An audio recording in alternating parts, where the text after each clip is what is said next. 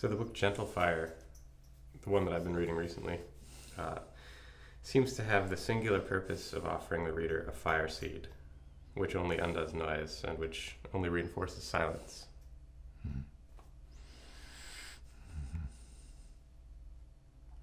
You're saying you find it different from the other books Yeah. that I've written or spoken? Not specifically in that regard, but it is, I think, the least. You use the word practical. The least structured. Not to say that it is theoretical. Hmm. It's not theoretical. We can say to be safe, more abstract than the others. Right. Yeah, it seems to offer nearly nothing to hold on to in terms of an idea that isn't very deliberately, made an example of, burnt right there. Sounds perfect. Nothing there. Yeah. But sweet, light air.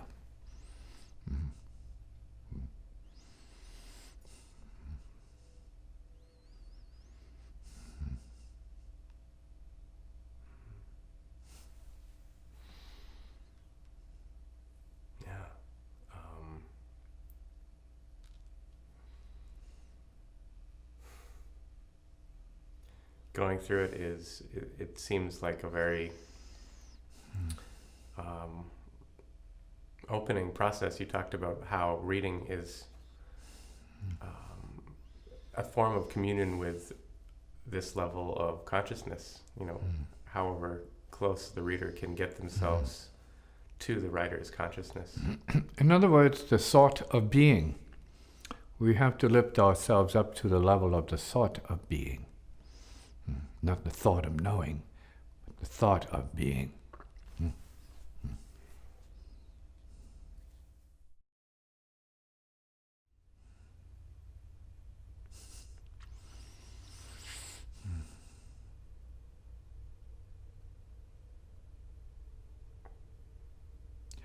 One good way to silence and entering silence and generating silence energy is to do silent hewing. Say silent hew, just like this.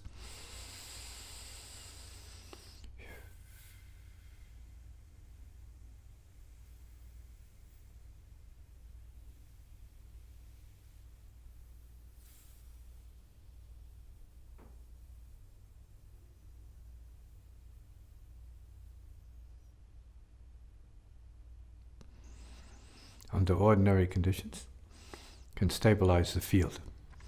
See? By way of stabilizing the brain, more or less at an alpha wave state.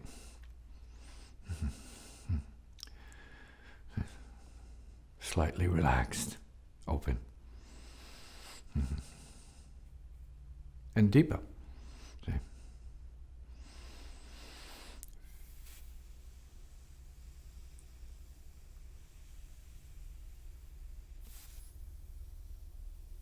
It's basic breathing practice and brain calming, body relaxing, field adjusting, consciousness expanding, awareness enhancement, and good practice, healing practice. Cutting through neuroses, conflict, confusion. See? Which is that. The breath of silence. Phew.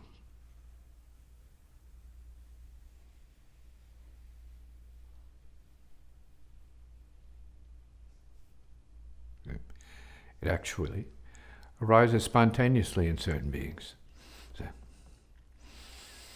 So yoga as such and breathing techniques are not invented by the Hindus, they are built into human nature. Yeah.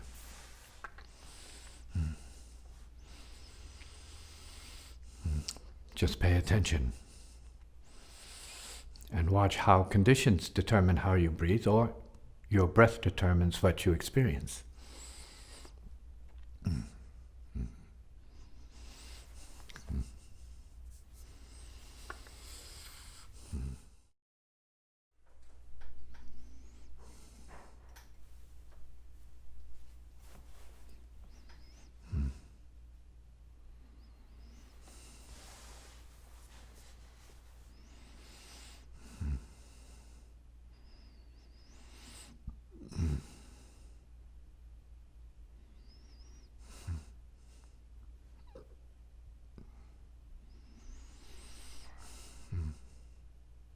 Silence is already the case. Once you stop, look and listen. It's always the case.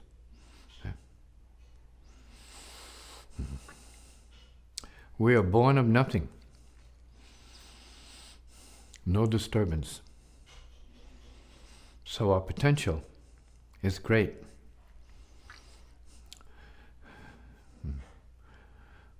When we speak of practice and enlightenment, right? Most natural, right? Truest thing.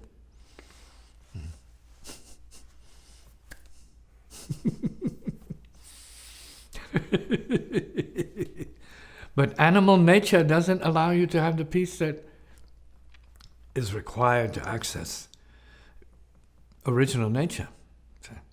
Even though animal nature is original nature, but it's not, as we would say, in terms of human consciousness, realization. So what is necessary is the practice of realization. See, the slice into life. Beyond the karma of appearance and change, struggle and conflict, or human nature as such. Deep into the heart of peace. Not sometime, not somewhere, not somehow, but now.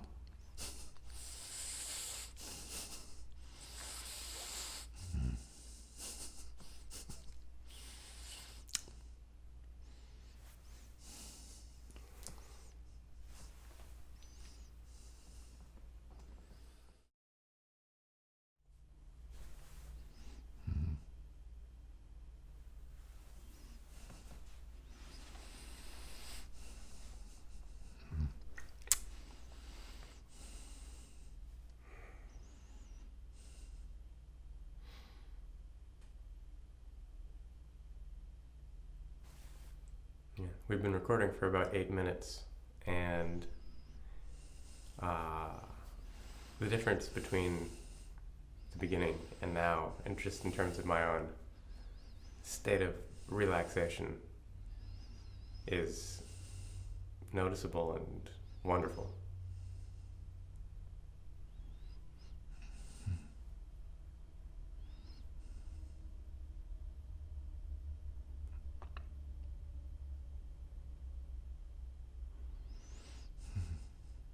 Why?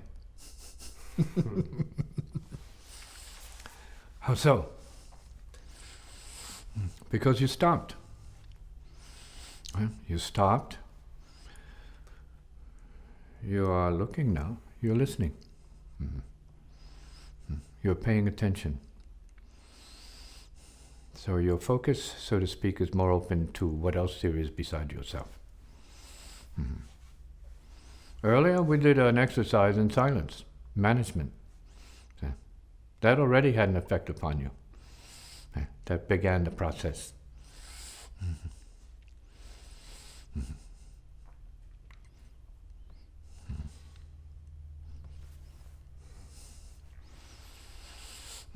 The language is given to the gurus or the teachers or whoever, the guides, if you want to call them that,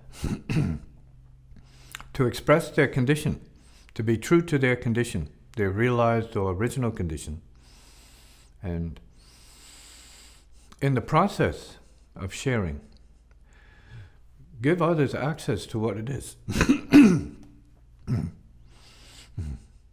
That's what the teachings are for. See, not to sell hype It's not about hype. See, there's no hype. See, you're already hyped. Hyped up and hyped down by culture. See. We need to go inside to the place where we can say there's mountain air, fresh, rare. See, exhilarating, pure, freshness, soul freshness, the whole freshness, see, of spirit. No secret there, no mystery. See, just being there, being here, see, at that level. See, being open enough to go beyond your self-suffering, self-created suffering, one of my favorite terms. And prove to oneself that you are beyond your suffering.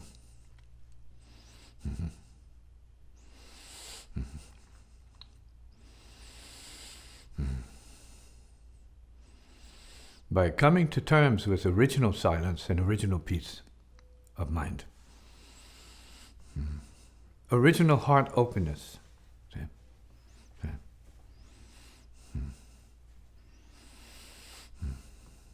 It's not a big deal to stop, look, and listen. In this way. It's so simple, it's missed. It's avoided, perhaps. It's too easy for most people who need time, crunch, and complication. Busyness, distraction, say, avoidance of what it is in the moment. That's outstanding. Great. Simple. Always present. And keyed into by way of breath control. Simplifying the breathing. Yoga. But it's not yoga. It's not Eastern. It's not Western or Northern or Southern. It's human! Just be human! Give up your preoccupation with subhuman behavior. Less than human. Madness. Come back to peace. Zero. Heart space. The heart is the universe. The universe is the heart.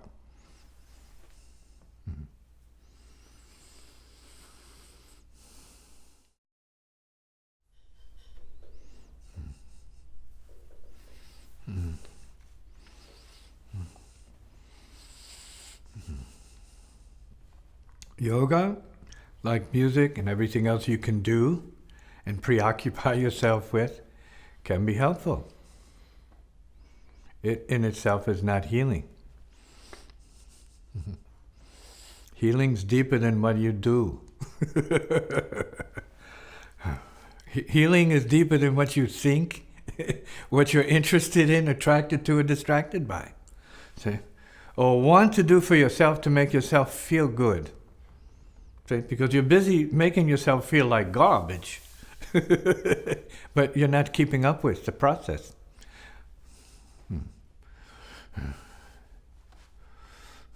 And so you counter it by wanting to do these other things and think about these other things as the way out, the way in, right? Right? The way to healing. What? Who? Right. Stop, look, and listen. The healing's already there. It's never gone anywhere.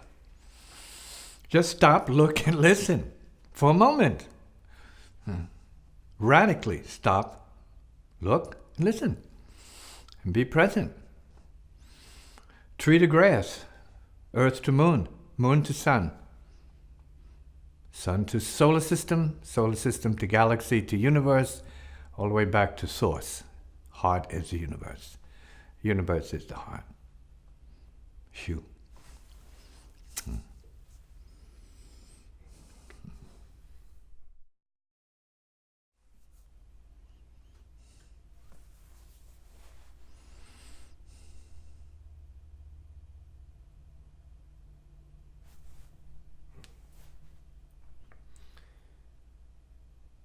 You've said, and I've experienced, that the teaching is appropriate for the level of unfoldment of the student, for the students,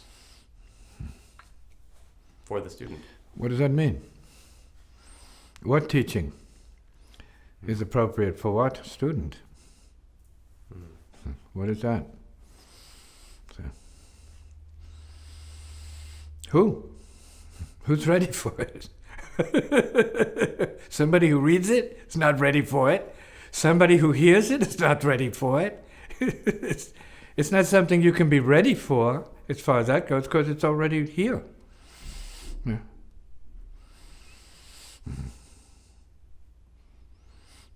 It's already done. That's the difference between study and realization on the spot.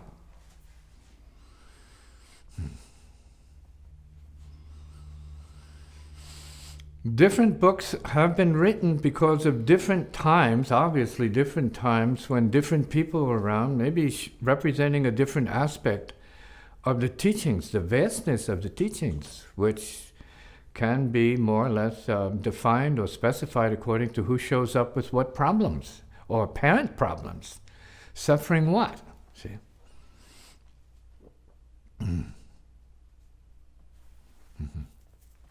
And it is possible, not so much because of the teachings, but because of the coincidence of having the book, the teaching, the wisdom there, and all of a sudden something clicks in you that brings you into reality, and it's done. You put the book down.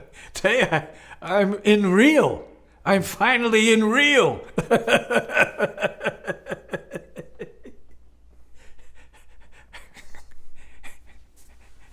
I'm real. Something basic and ridiculous like that happens. See? A coincidence. Hearing something, perceiving something, but being open to that ripeness, see? And catastrophic breakthrough, see, is important. See, to know that that can happen and does happen. Can it happen to you?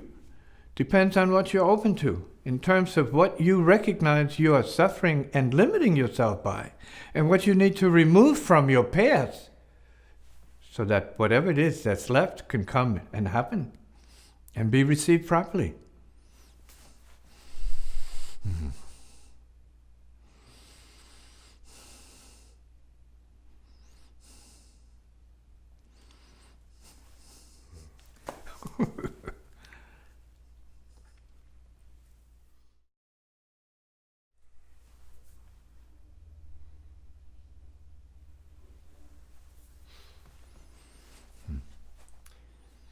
This is not appealing to anybody's knowledge, anybody's desire to understand anything. This is actually appealing to realization itself.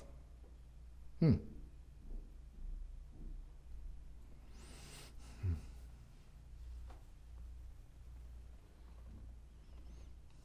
then? Right? You appeal to it for what? What do you do with it?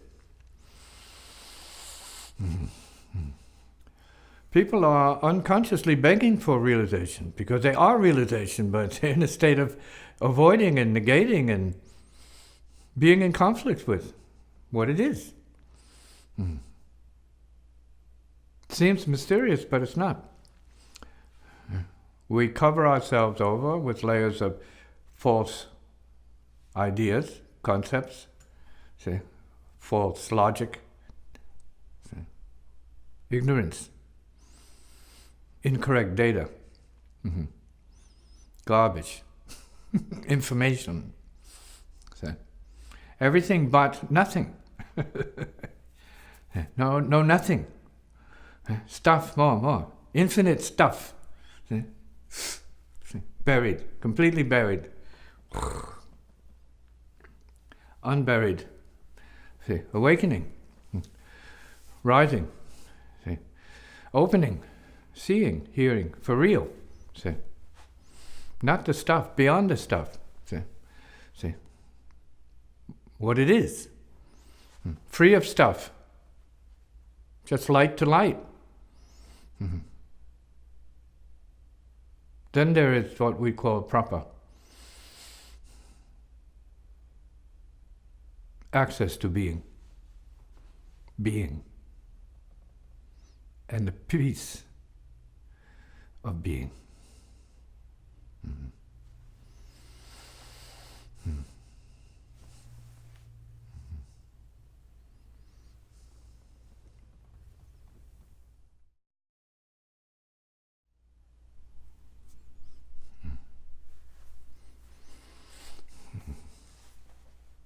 Neurosis recognized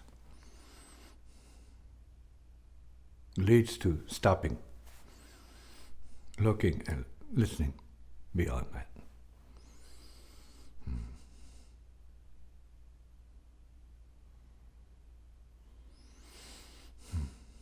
And practicing that to completion, creating that till it's done, finished.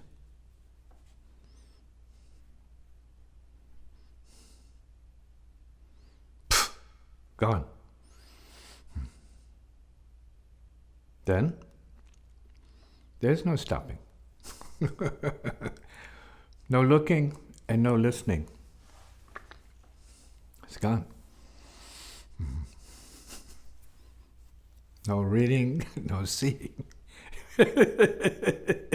No hearing, no smelling, no tasting, no touching, no zero, anything. Pfft. Nothing. Silence. See? Void. See? The presence of pure spirit. Not religion. Not dogma. Beliefs. See? Based upon karma of time and space, energy and matter, material universe. See?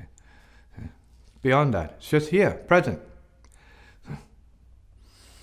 Clear. Mm-hmm. Mm-hmm. Who can tolerate that? Just being clear. Imagine just being clear. Mm-hmm. Imagine being highly creative, okay, and part of the solution for others. Imagine, okay, bringing happiness and wisdom to others. Imagine, heart open, mind open, okay, sharing with others. All beings. Heart is the universe. Universe is the heart. Okay. Healing. Liberation. Healing. First liberate yourself, say, from existing.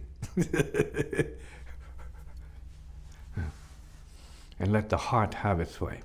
See? Heart is not dumb. Self is dumb. Self makes mistakes. Heart doesn't make mistakes.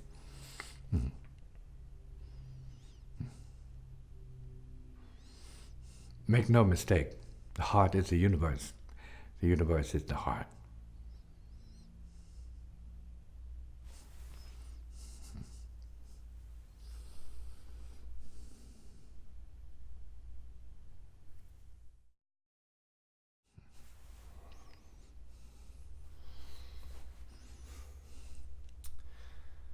You just said, and I'm going to generously paraphrase, that realization has no religion. It has no thought form. It's only realization.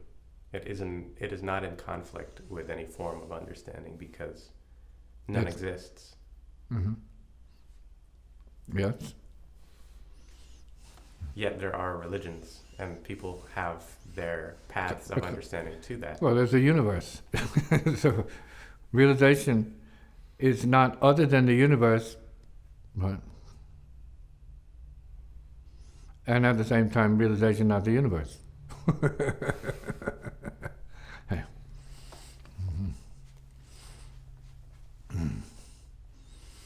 You're speaking about the many things of the universe as realities. That's the state of mind. But it's not original state of mind. Original state of mind is not that itself. and not merely that, perception of things. Mm-hmm.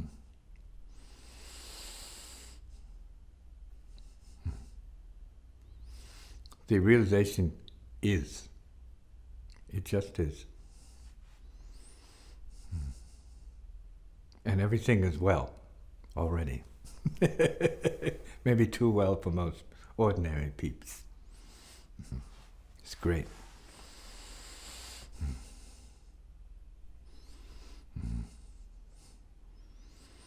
What else is there?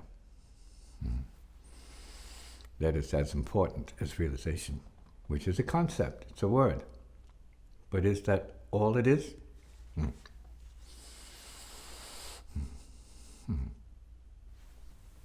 Who wonders?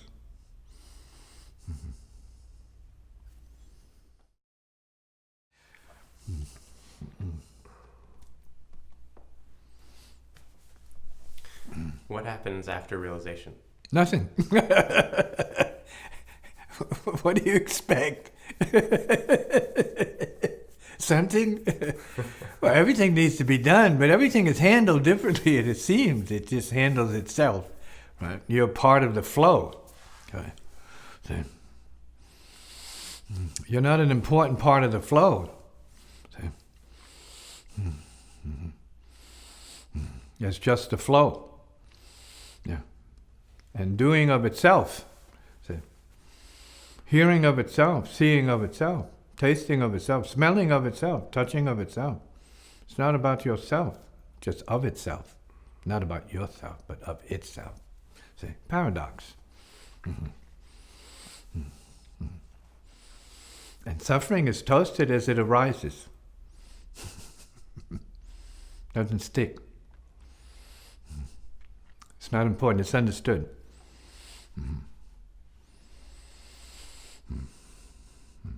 But it's not mechanical, in a sense. So, spiritual. It's another level of intelligence completely, but yet it is basic. It's native. It's original. Not complex. Can be. Confounding. Paradoxical. It's basic. See, it's not a thought. It's not logic. It's not a philosophy. It's nothing of the mind whatsoever. But it can show up as it is, the universe, the total, the everything and the nothing, simultaneously. There you have it.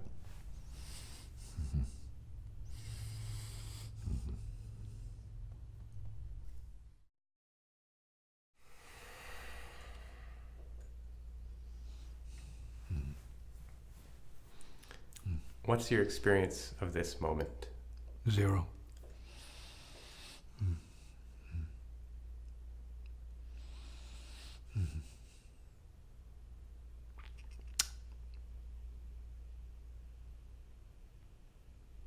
Right, you want to give me something to experience?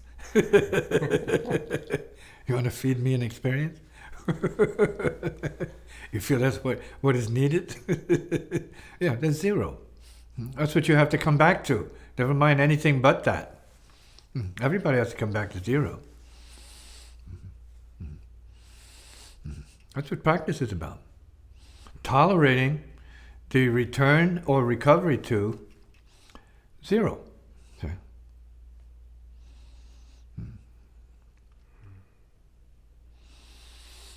A high-minded word for zero is pure spirit.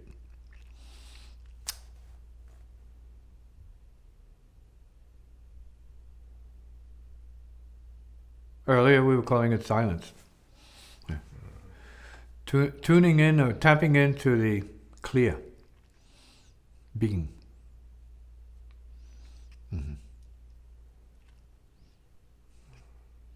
Not a bad thing.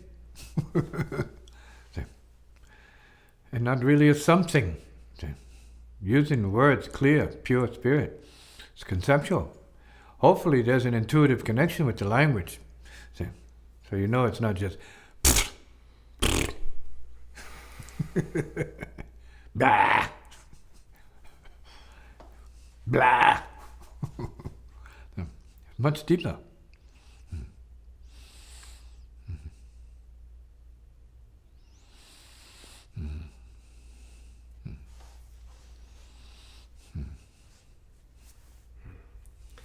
some traditions, and also you used the language last night.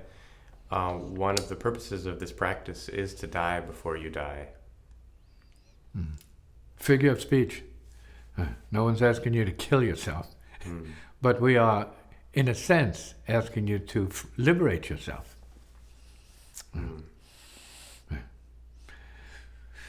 Liberate yourself from your self-limitational programming. That's the theory. That's the practice. That's the formula for many. Doesn't mean it, in those terms, works for everybody. Everyone can hear it differently. Everyone has a different language that they need to resonate with to get to the same place.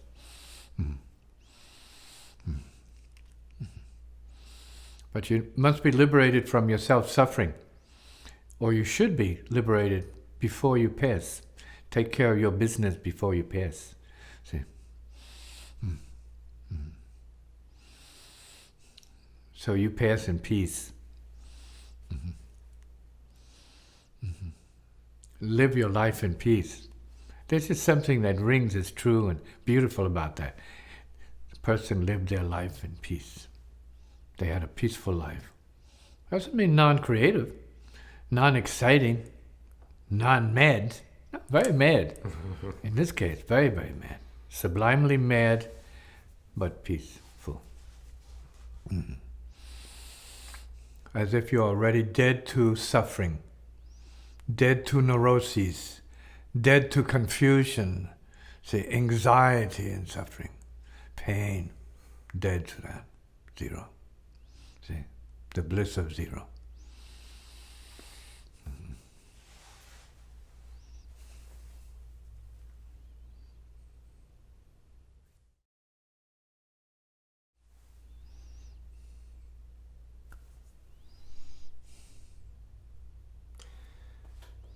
What is meant in the traditions that claim that realization is perfect?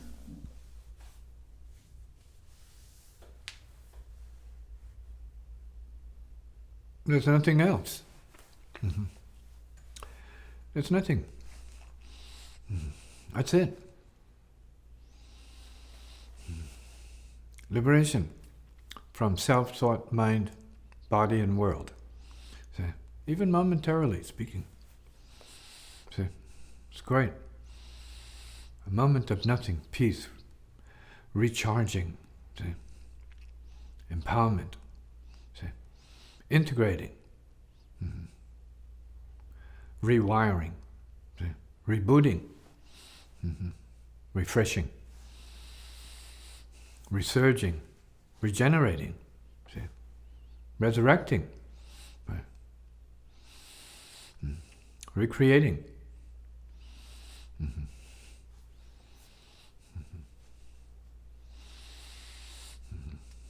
Perfection. Beyond perfection, and maybe even the perfection of no perfection, just realization, the is of is. Chi-boom!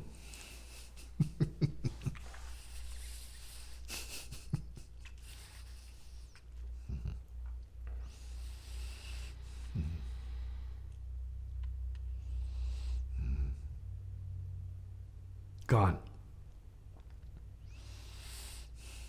Parasamgate.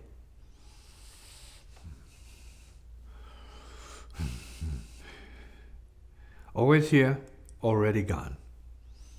What's up, peeps? Let it be done.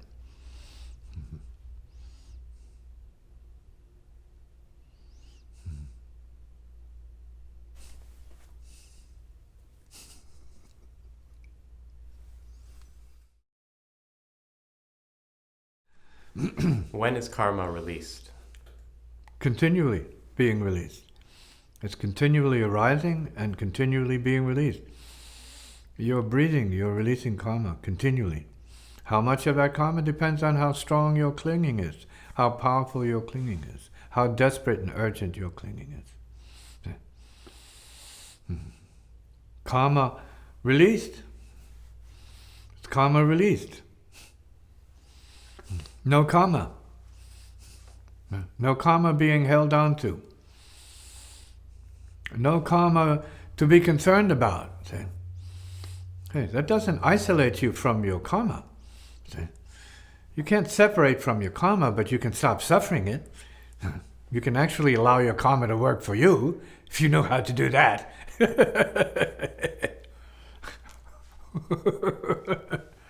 So it's not karma that's the problem. It's your relationship to karma that shows up as an obstruction. Shows up as pain and suffering, ignorance, stupidity, confusion, all the rest of the deliciously dark words, right, in terms of negative emotional garbage. And nobody is that. Not now or ever, but we assume that. We identify with that. We create that for ourselves. For who knows what reason. Enjoyment, amusement, self-love, self-hate. All this juicy human stuff is completely like unnecessary. Done. Gone. We need to recover that goneness for ourselves. And not wait till we fall into deep sleep to have an unconscious experience of it. A no conscious experience of the unconscious. Yeah. Without which you wouldn't be here to hear any of this or see it. You need the unconscious, but the super unconscious, right?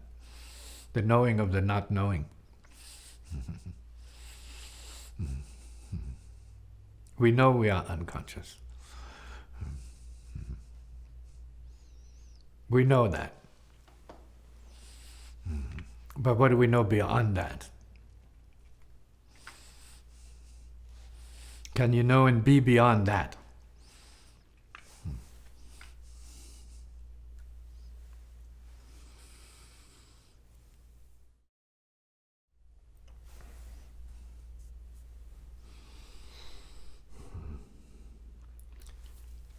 Is there a time when the body is an obstruction? Like, for example, a lack of proper nutrition or an injury or something like that. An obstruction, and I mean to a sense of communion with realization, a sense of even flow or fluidity or well-being. Are you asking, do karmic conditions get in the way of realization? If you allow them to. Depends on what you are, let's say, prone to identify with or identify as. See? You can make anything your problem.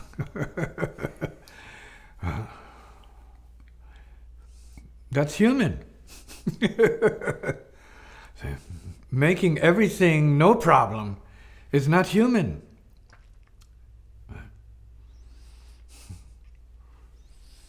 That's creative. Higher mental, higher creative intelligence. So the body's not the problem. Ignorance is the problem. You have many, I guess you might say, stories of many teachings and teachers, see, where we are dealing with suffering. See, even in the case of gurus, see, you hear stories about how the teacher is dying or the teacher is sick or the teacher is that, but are they really? Just because a physical condition is going through something, are they really? You hear people in combat, right? Their body is blown apart, but not feeling anything. See? Not even concerned about it.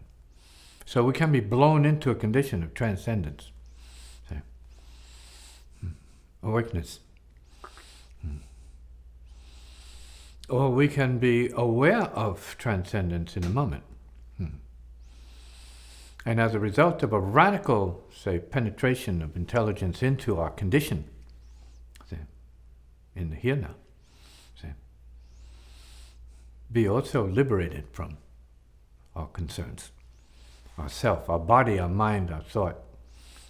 our feelings, our memories, our past and our blood karma. You cling to and you suffer. Come to peace. Come to practice for a moment and let your karma be seen for what it is, and let your path be cleared as much as it can be, from what you experience of your peace, and the clarity that is part of peacefulness. And compassion as also part of this experience of peacefulness, openness, appreciation, gratitude, beyond suffering, especially one's own suffering. The soul does not suffer.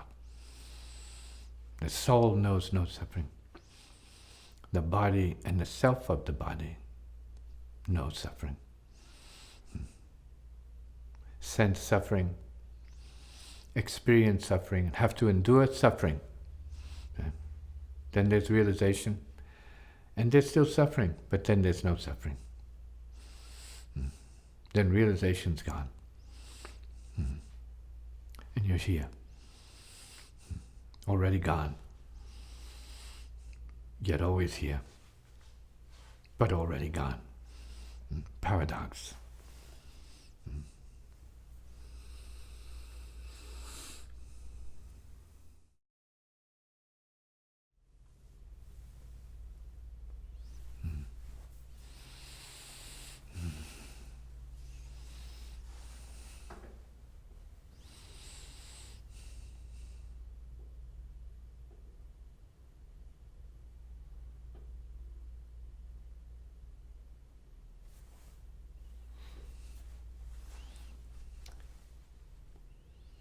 Most conversations around the word compassion have to do with self and other.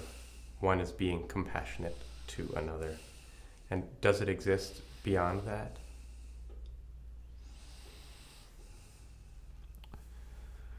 You mean compassion shows up as something relative to people or beings, right? Is that compassion? Maybe that's a level of self-other compassion. But is it real, pure compassion? Compassion is not only that. Compassion is liberated. It's a heart presence. It's like the sun. It just is.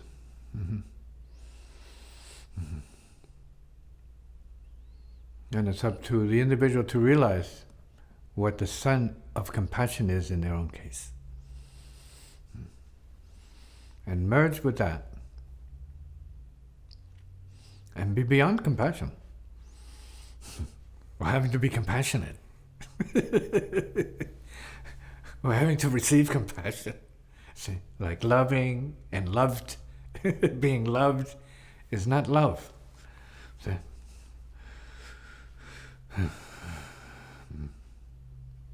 Being compassionate is not compassion.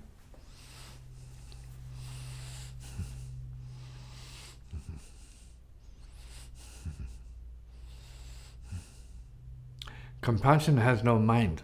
It's no self or thought. It just is like light to light.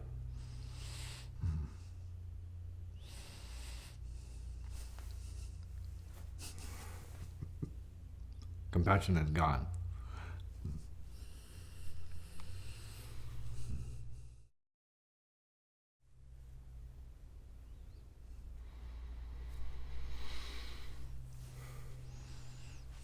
And what about other people? They get the compassion. It just is. It doesn't differentiate. It doesn't distinguish. It doesn't care. It just is what it is. Yeah. Heart openness. See? Love, you can say, it's infinite. Who's there to receive it? Who resonates with it? Compassion is a level of consciousness, realization. Who's open to it for what it is? See, beyond their self, and as you said earlier, the self-other programming. Beyond that, see, giving and receiving as a limitation, see, as a program of who's up, who's down, who's getting compassion, who's giving compassion, how much compassion, how much compassion is enough for anybody, how much can you handle? So it's not something you can put in your pocket. It's bigger than your self-thought, see, your image. So it is rare to come upon the level of true, real.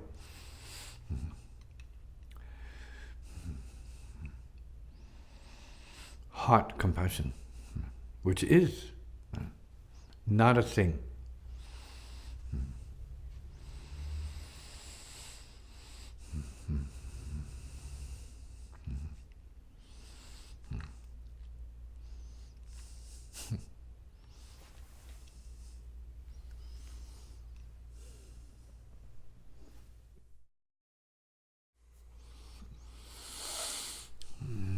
Seems like as students, as people who are unfolding consciously, or unconsciously, sure, whatever it is, yeah.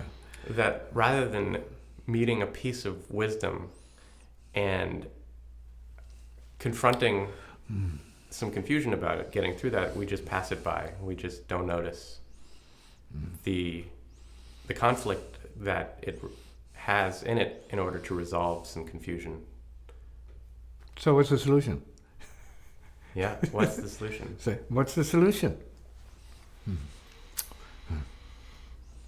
What's the solution?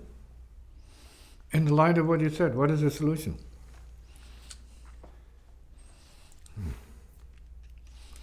It seems like the solution would be different for anybody, but obviously, don't be overconfident in what one already knows or thinks they know, and be open, listen.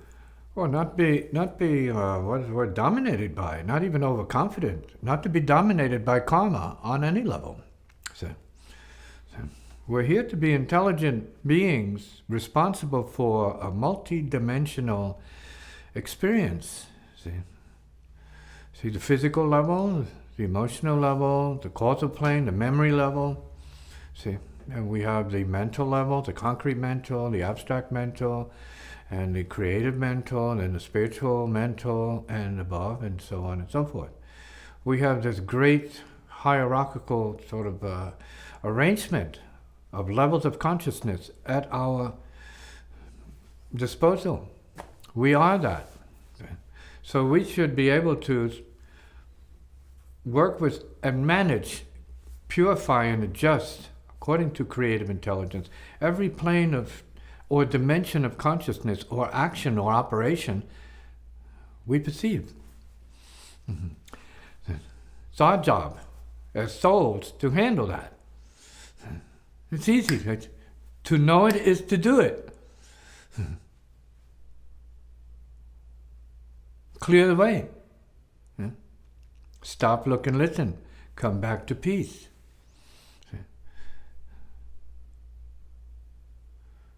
And let certain karmas readjust themselves because you're at peace.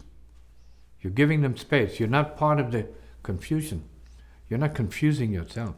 You're not confusing your karma. You're not getting in the way of it being a solution without self-interference. Self-interference in the form of ignorance, not knowing what's going on, let alone knowing enough to do something right with what it is. See, This is very basic, very simple, very clear. Maybe more clear to practitioners. Or maybe more clear to creative spirits who are determined to sort this out for themselves and create peace for themselves and bring peace to others who do not want to be a problem for others.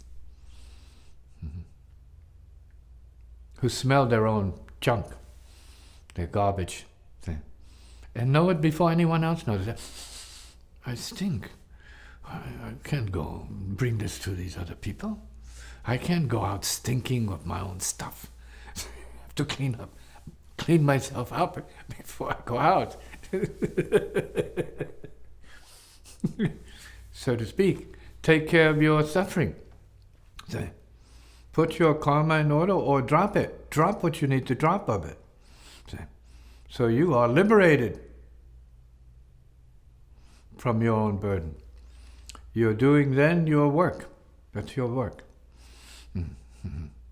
Self-liberation is everyone's work. Get closer to what that means and do what it's requiring of you to do so that you become a happy being from the inside out.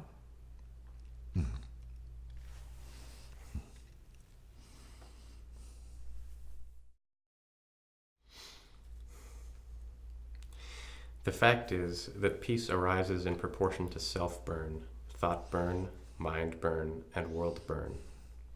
When all such machinery, darkness, and neuroses are completely burned, extinguished, and cleared, this profoundly calm peace yields to clear awareness of the karma of what is, and beyond that, toward realization of the true as it is of transcendent wisdom beyond the mind of wisdom and the wisdom of mind, remaining as it is, completely inexpressible. Let the burn burn the burn. Let the zero zero the zero.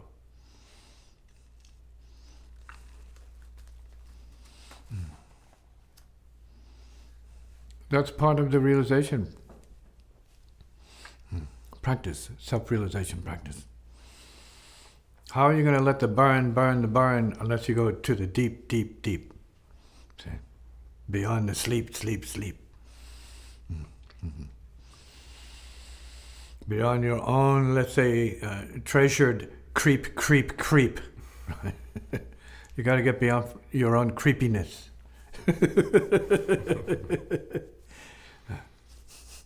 Kill the creep and access the deep. Get to the deep so that the real is then more present, more obvious to you. See? The deep beyond form, beyond the noise, see, of self, thought and mind. See?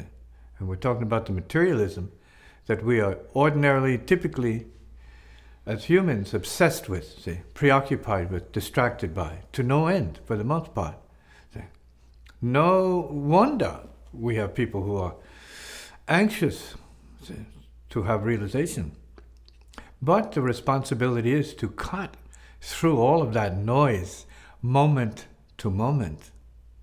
Not easy, formidable task, for sure.